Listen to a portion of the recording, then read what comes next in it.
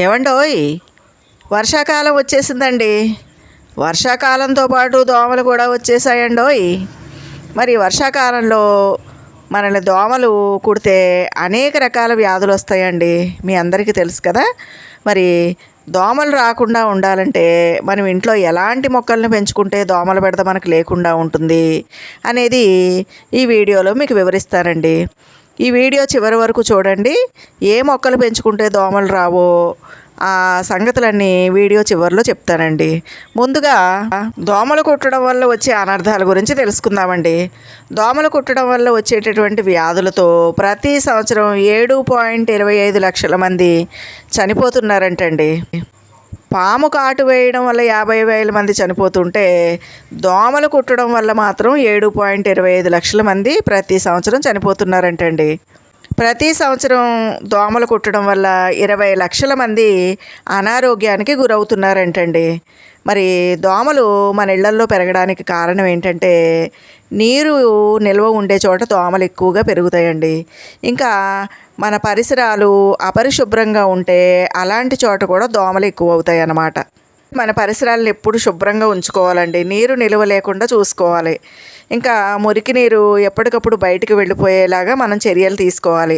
ఇంకా నీళ్ల ట్యాంకులు, డ్రమ్ములు వీటిపైన మూతలు సరిగ్గా పెట్టుకోవాలండి. మన ఇంటి చుట్టూ పనికిరాని కూలర్లు కానీ, పాత టైర్లు కానీ, డ్రమ్ములు కానీ, వాడని రోళ్ళు, కొబ్బరి చిప్పలు, పగిలిన కుండలు, సీసాలు ఇలాంటివి లేకుండా ఇవి అన్నీ కూడా తీసి బయట పారేయాలండి.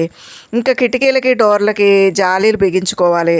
ఇంకా దోమతెరలు కూడా వాడుకోవాలండి. ఇంకా రాత్రిపూట, పగటిపూట కూడా శరీరాన్ని పూర్తిగా కప్పి ఉంచేటటువంటి దుస్తులు వేసుకోవాలండి. మరి ఇంతకీ దోమలు కుడితే ఎలాంటి అనారోగ్యాలు వస్తాయో మీకు తెలుసా అండి? దోమల్లో ఆడదోమలు, మగదోమలు ఉంటాయండి. ఆడ అనాఫిలిస్ దోమ కుట్టడం వల్ల మలేరియా వ్యాధి వస్తుందండి. ఇంకా పగటి సమయంలో కుట్టే ఏడిస్ అనేటటువంటి ఆడదోమల వల్ల డెంగ్యూ వ్యాధి వస్తుందండి. ఇది చాలా ప్రమాదకరమైనటువంటి వ్యాధి అన్నమాట. ఇంకా క్యూలెక్స్ అనేటటువంటి ఆడదోమ కుట్టడం వల్ల మెదడు వాపు అనేటటువంటి అనారోగ్యానికి గురవుతారండి. ఇది కూడా చాలా ప్రమాదకరమైనటువంటి వ్యాధి. ఇంకా ఏడిస్ అనేటటువంటి దోమ కుట్టడం వల్ల చికున్ గున్యా వ్యాధి వచ్చి కీళ్ళ నొప్పులు వస్తాయండి. ఇంకా మరి క్యూలెక్స్ అనేటటువంటి దోమ కుడితే కనుక పైలేరియా అంటే బోధకాలు వస్తుందండి. కాబట్టి ఏ దోమ కుట్టినా సరే, పగలు కుట్టినా రాత్రి కుట్టినా మన ఆరోగ్యానికి చాలా ప్రమాదం. అనేక రకాలైన అనారోగ్యాల బారిన పడే అవకాశాలు ఉంటాయి. ఇంకా ఒక్కోసారి ప్రాణాలు కూడా పోయే అవకాశాలు ఉంటాయి. కాబట్టి దోమలు రాకుండా ముందుగా మనం ఇంట్లో జాగ్రత్తలు తీసుకోవాలండి. మనం ఇంట్లో దోమలు రాకుండా ఎలాంటి జాగ్రత్తలు తీసుకోవాలంటే ఐస్ ముక్కలతో దోమలు రాకుండా చూసుకోవచ్చండి. ఎందుకంటే దోమలకి కార్బన్ డయాక్సైడ్ అంటే చాలా ఇష్టం అండి.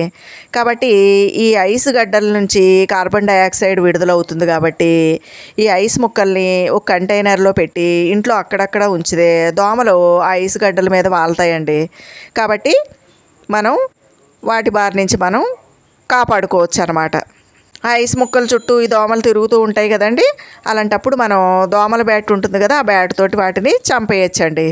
ఇంకా వేప నూనె, కొబ్బరి నూనె 1:1 రేషియోలో తీసుకుని 2 కలిపి మన శరీరం మీద రాసుకుంటే ఆ వేప వాసనకి, ఆ ఘాటుకి ఆ దోమలు పారిపోతాయండి.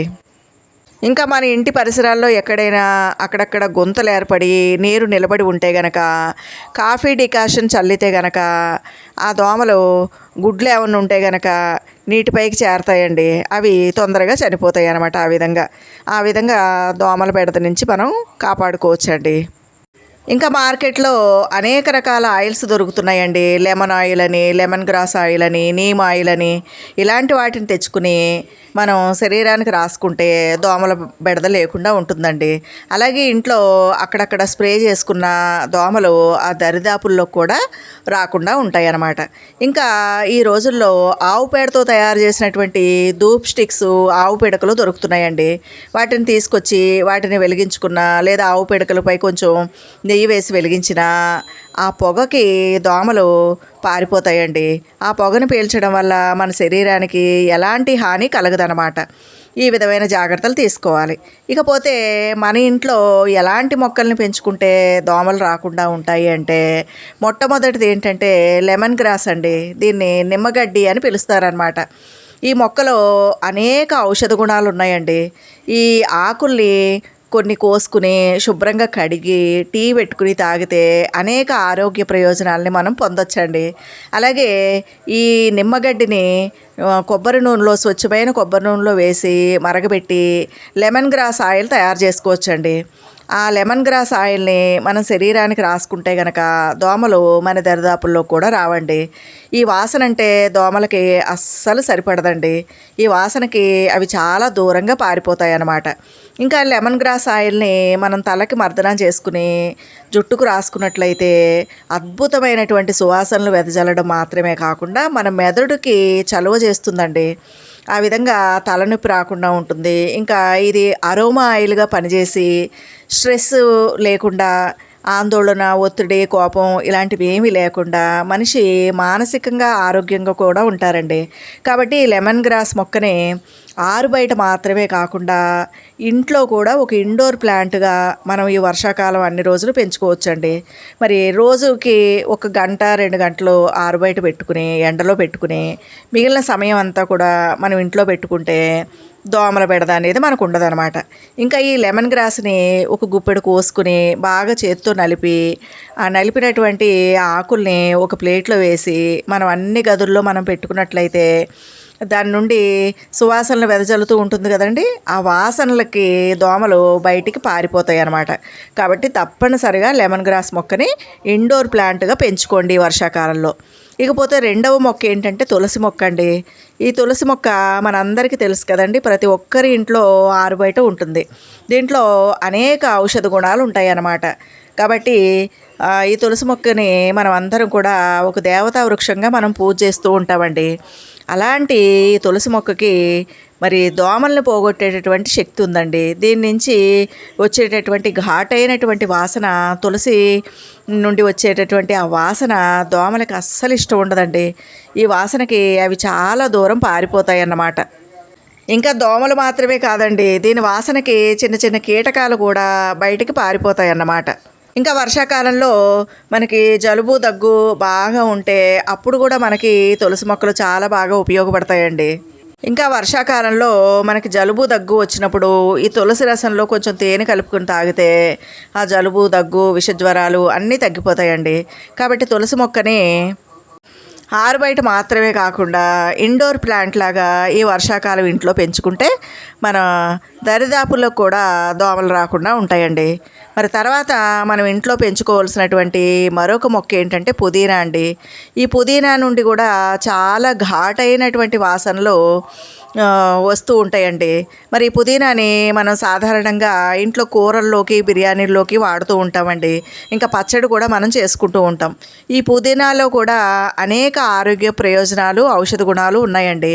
మరి దీని ఘాటైన వాసన దోమలకి అస్సలు ఇష్టం ఉండదన్నమాట. కాబట్టి తప్పనిసరిగా ఈ పుదీనా మొక్కని ఆరు బయట మాత్రమే కాకుండా ఇంట్లో కూడా ఒక ఇండోర్ ప్లాంట్గా మనం పెంచుకోవచ్చండి. మరి ఈ పుదీనా మొక్కని పెంచడం చాలా సులభం అండి. మరి ఈ పుదీనా కట్టలు దొరుకుతాయి, మనం తెచ్చుకుని ఆకంతా కోసేసుకుని మనం కూరల్లోకి పచ్చడిలోకి వాడుకుని ఈ కొమ్మల్ని మట్టిలో గుచ్చినట్లయితే పుదీనా మొక్కలు వచ్చేస్తాయండి. వాటికి వేళ్ళు వచ్చేస్తాయి. కాబట్టి ఆ విధంగా ఆరు బయట మాత్రమే కాకుండా ఇంట్లో కుండీలో కూడా ఈ పుదీనా మొక్కల్ని పెంచుకుంటే ఈ ఘాటైన వాసనకి దోమలు లేకుండా బయటికి పారిపోతాయండి. మరి కాబట్టి తప్పకుండా ఈ పుదీనా మొక్కని ఇంట్లో పెంచుకోండి. ఇకపోతే మరి దోమలు రాకుండా మనల్ని కాపాడేటటువంటి మరొక మొక్క ఏంటంటే బంతి మొక్కలండి. మ్యారీగోల్డ్ అని పిలుస్తారు కదా. ఈ బంతి పూలు, ఆకులు అందానికి మాత్రమే కాదండి, మరి పురుగు పుట్ర రాకుండా, దోమలు రాకుండా, కీటకాలు రాకుండా, పంటలకి చీడపీడలు, తెగుళ్ళు రాకుండా అద్భుతంగా పనిచేస్తుందండి. ఈ ఆకుల నుంచి కూడా అద్భుతమైనటువంటి ఘాటైనటువంటి సువాసనలు వస్తాయండి. ఈ ఘాటైనటువంటి వాసన చిన్న చిన్న కీటకాలకి, ఇంకా చీడపీడలకి, దోమలకి అస్సలు ఇష్టం ఉండదండి. కాబట్టి ఆరు బయట మాత్రమే కాకుండా ఇంట్లో కూడా ఇండోర్ ప్లాంట్ లాగా కొన్ని బంతి మొక్కల్ని మనం వేసుకోవాలండి.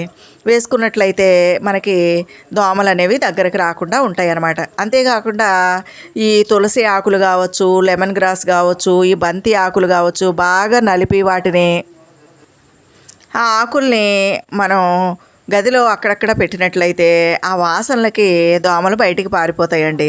కాబట్టి తప్పకుండా ఒక ఇండోర్ ప్లాంట్ లాగా కొన్ని బంతి మొక్కలను కూడా వేసుకోండి.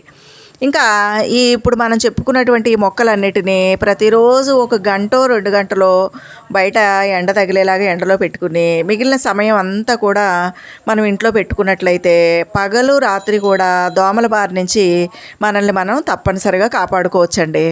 ఇకపోతే తర్వాత మొక్క ఏంటంటే లావెండర్ మొక్క అండి. మరి లావెండర్ మొక్క మన పరిసరాల్లో నర్సరీల్లో దొరుకుతుందేమోనండి, కానీ ఇది చాలా రేర్గా దొరికేటటువంటి మొక్క అనమాట. కాబట్టి ఎక్కడైనా మీరు నర్సరీలకు వెళ్ళినప్పుడు ఈ లావెండర్ మొక్కలు ఉన్నాయేమో అడిగి తెచ్చుకుని వీటిని కూడా ఇండోర్ ప్లాంట్గా మనం పెంచుకోవచ్చండి. వీటి వాసన కూడా దోమలకి అసలు సరిపడదనమాట. కాబట్టి ఈ లావెండర్ మొక్క దొరికినా దొరకకపోయినా మిగిలిన మొక్కలన్నీ మనకు అందుబాటులో ఉంటాయి కాబట్టి ఆ మొక్కల్ని తెచ్చుకుని ఇండోర్ ప్లాంట్స్గా వేసుకున్నట్లయితే దోమల బారి నుంచి మనల్ని మనం కాపాడుకోవచ్చండి. ఇంతేకాకుండా ఇంతకుముందు నేను చెప్పాను కదండి, ఆవు పేడ పిడకలలో కొంచెం నెయ్యి వేసుకుని కొంచెం వేపాకు పొడి వేసుకుని అది ధూపం వేసుకుంటే దోమలు రాకుండా ఉంటాయండి. లేదంటే ఆవు పేడతో తయారు చేసిన ధూప్ స్టిక్స్ బాగా పనిచేస్తాయండి. అవి కూడా దోమలు రాకుండా మనల్ని కాపాడతాయి. ఇంకా ఆవు పిడకల్ని కాల్చినటువంటి పొగ కావచ్చు, ధూప్ స్టిక్స్ పొగ కావచ్చు, మనం పీల్చడం వల్ల ఎలాంటి అనారోగ్యాలు మనకు రావండి. అలా కాకుండా బయట కొనుక్కునేటటువంటి కెమికల్స్తో కూడినటువంటి ఆల్ అవుట్ కానీ లేదంటే కాయిల్స్ ఉంటాయి కదండి, అవి కానీ వాడితే అనేక అనారోగ్యాల బారిన పడే అవకాశం ఉంటుంది. ఊపిరితిత్తుల వ్యాధులు కూడా వస్తాయండి. కాబట్టి సహజ పద్ధతుల్లోనే ముందుగా మనం ఈ మొక్కల్ని నాటుకుందాము. సహజమైనటువంటి అనారోగ్యానికి కారణం కానటువంటి వస్తువుల్ని మనం వాడుకుని దోమలను అరికడదామండి. ఈ వీడియో నచ్చితే లైక్ చేయండి,